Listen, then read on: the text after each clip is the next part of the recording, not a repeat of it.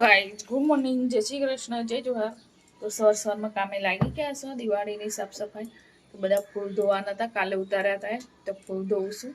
તો આટલા ધોયા છે, હજી બાકી છે, આ બાકી છે, આ બધા નાના રમકડા બધા બાકી છે. તો એ ધોઉં છું. તો ચા નાસ્તો તો અમારે થઈ ગયો. તો સવારમાં મંડી ગયા છો કામે. તો સુરબીન તો ટ્યુશન જવાનું, સુરબી તો કંઈ કરવા ના લાગે. પછી બપોરે લઈશ કામ માટે, અત્યારે ના કરવા લાગે કાંઈ નહીં. તો મારી આ સોકડીની દિવાલનું ઉચકી ગયું છે, દરવાજો પસડાઈ દરવાજો પવન આવે ને એટલે બહુ પસડાય. તો અહીંથી ટાઈસ તૂટી ગઈ છે. તો સવારમાં કામ લઈ લીધું છે.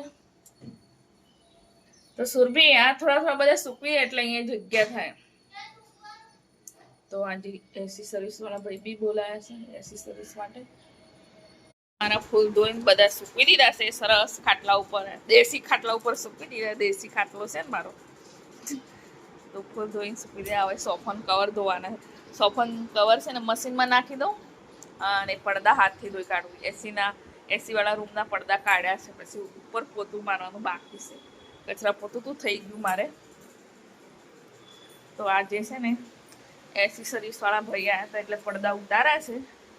તો એ પડદા ધોઈ કાઢું, પછી સોફાનું કવર નાખી દઉં મશીનમાં. બધા હાથથી ના ધોવાય, થાકી જવાય મને, એટલે એટલું કામ કરવા. આર્યન જોડે છે ને તો સવારમાં ડાબર સાહેબ માટે રીંગણનું શાક બનાવ્યું હતું. તો હમણાં આર્યને કહું છું પનીરનું શાક બનાવી દેતું, પનીર અને રોટલી પછી બનાવશું.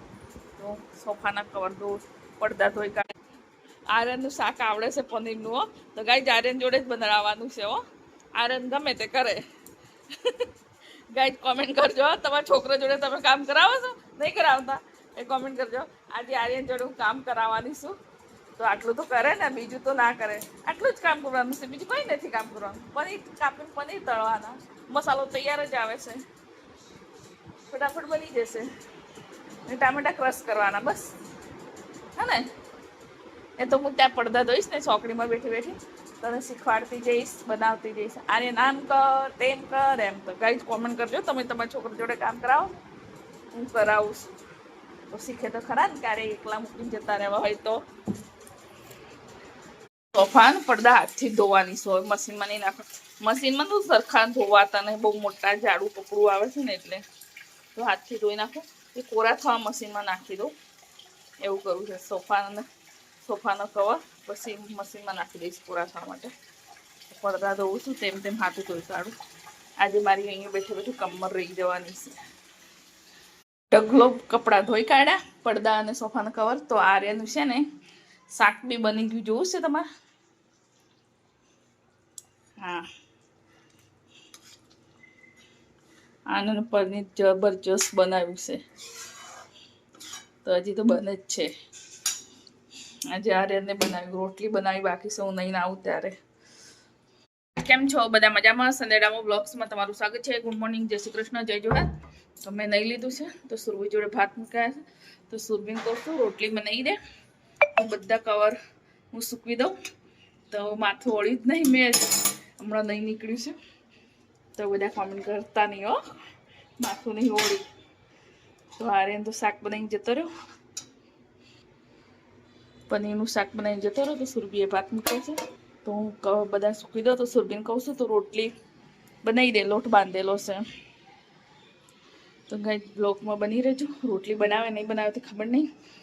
અહીં જમવા બની ગયું, સુરભીએ રોટલી બનાવી દીધી છે. તો અમે હવે જમી લઈએ. તો તમારે જમવું હોય તો આવી જાઓ. તો સુગંધ તો બહુ મસ્ત આવે છે. આર્યનને બનાવ્યું છે શાક. તો ટેસ્ટમાં કેવું છે ખબર નહીં, કાજુ બાજુ નાખીને બનાવ્યું છે. ટેસ્ટમાં મસ્ત છે. ગાઈઝ અમે જમી લઈએ, તમે જમવું જ આવો. આજે બધા વાસણ ધોઈ કાઢું. તો છે ને કાલે ખાલીમાં રસોડું સાફ કરવું રહે. તો રસોડું એકલું જ રહ્યું છે. તો બધા વાસણ અત્યારે ધોઈ કાઢીને થોડા કરી. તો આટલા કાઢે છે નાના પહેલાં, પછી મોટા ધોઈ કાઢું. તો ગાઈઝ બ્લોકમાં બની રહો. પછી જમવા બનાવવાનું છે. કરે છે ને તો થોડું કરવા લાગે, નહીં તો પછી એ સ્કૂલે કાલ તો જતી રહે. એટલે ડામોર સાહેબ એકલા પડી જાય, એ કેટલા કરવા લાગે, નોકરીથી આવીને થાકી જાય. એટલા માટે હું શું ને આજે એટલું કરી દઉં, પછી કાલે પાછું એને જશે દવાખાને દાંત બતાવવા માટે. ધોવાઈ ગયા, વાસણ ધોઈ હું થાકી આરે થશે મમ્મી થાકી ગયા. આ ઢગલો આઈએ ભર્યા, હજુ 2-3 ડબ્બા ભરેલા છે. એ તો યુઝ કરતા જ નહીં એટલે રહેવા દીધા છે. એ જ કહું છું, 3 ડબ્બા ઉપર ભરેલા છે, એક ડબ્બાથી જેટલા વાપરો એટલા જ.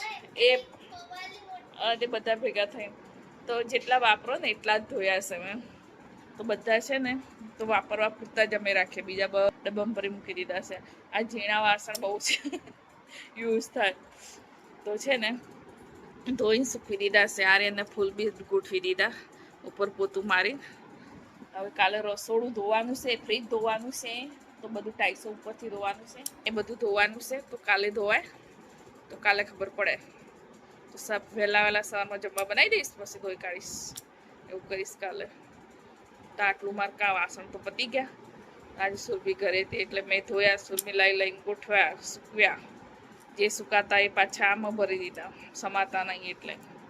હવે દુપટ્ટો નાખી રાત્રે ઊંઘી જઈશ, તો સવારે છે ને ધોઈ કાઢી બધી તારે ગોઠવી દઈશ.